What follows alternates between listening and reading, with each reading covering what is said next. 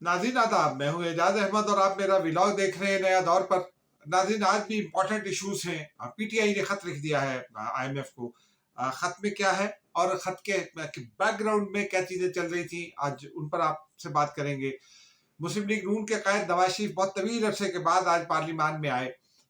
उनसे किसी ने बात करने की कोशिश की, फिर ख्वाजा आसिफ ने क्या कहा उस पर बात करेंगे और फिर आखिर आखिर में आपको बताएंगे खवातीन की नशिस्तों के हवाले से जो सूरत हाल है उस पर बात करेंगे नाजरीन। और स्पीकर डिप्टी स्पीकर का इंतखाब हो रहा है। नाज़रीन अब आगाज कर लेते हैं पीटीआई के जो खत है आईएमएफ को, एक बड़ा इशू है।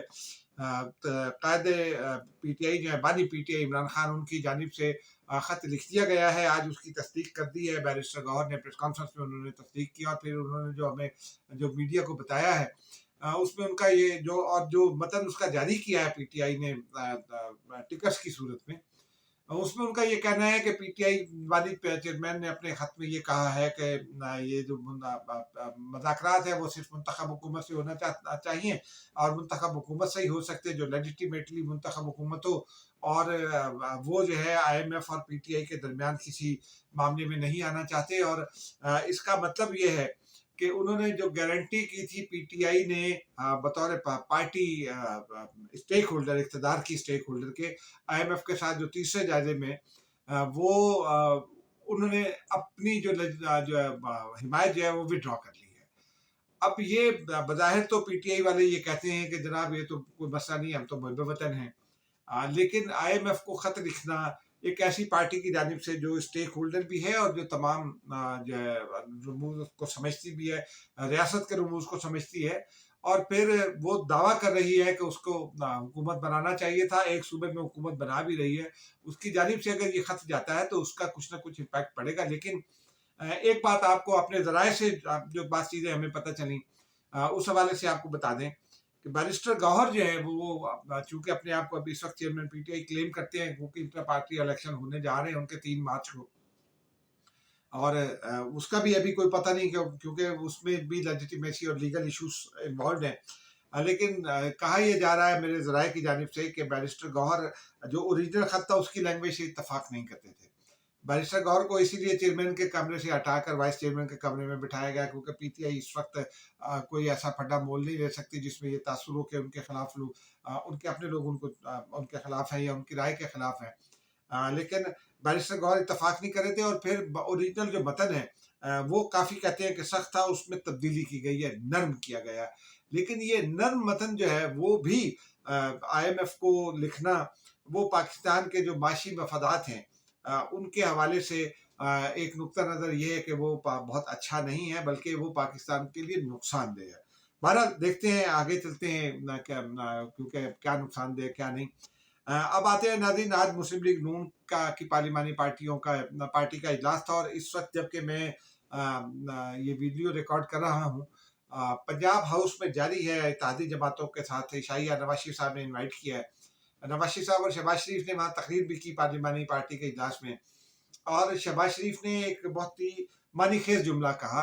नवाज शरीफ साहब ने भी तकरीर की और उन्होंने कहा कि पहले 2 साल मुश्किल होंगे। फिर उन्होंने कहा कि ये जो पिछले 1.5 साल हुकूमत थी, अगर मैं शहबाज शरीफ की जगह होता तो मेरा वो मिजाज नहीं है, मैं शायद हुकूमत नहीं चला सकता था।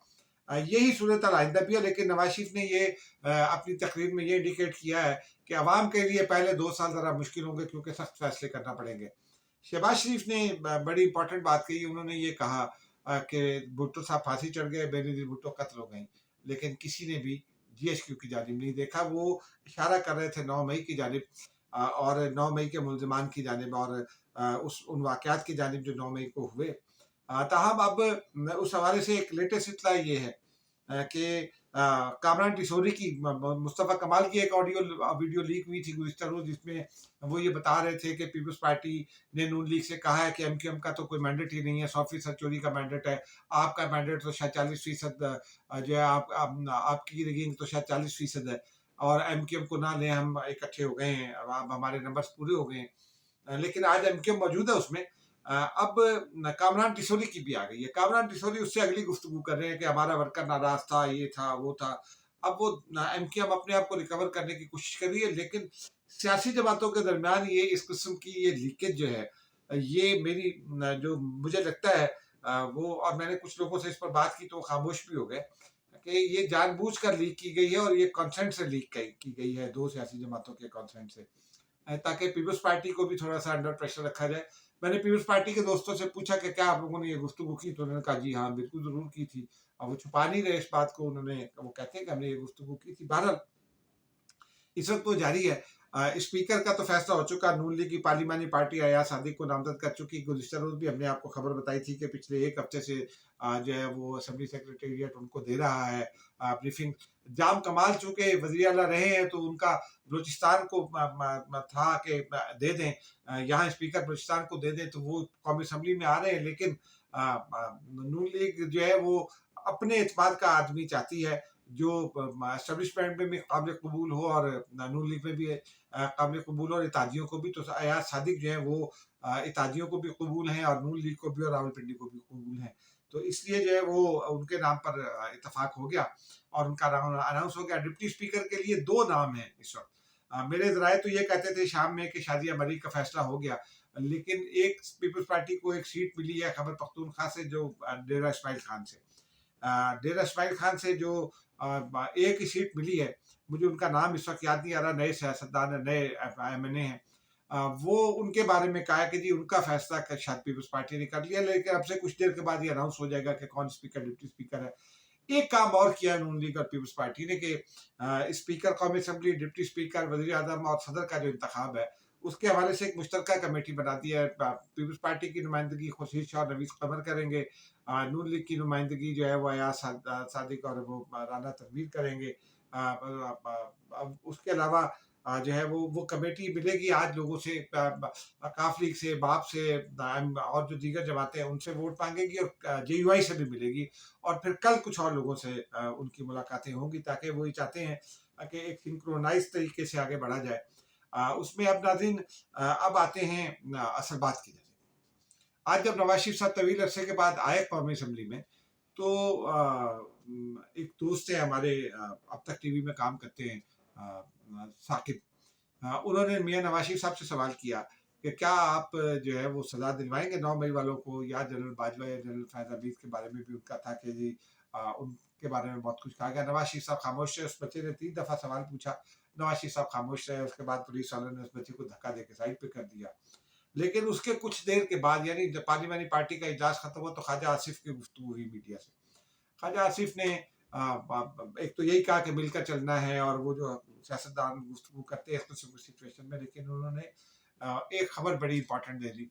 उनका ये कहना है कि हम जब इक़्तिदार में थे, पिछले जब नवाज शरीफ साहब इक़्तिदार में थे 2018 तक, तो जनरल बाजवा और जनरल फैज़ हमीद आकर हमसे कानून साजी करवाया करते थे।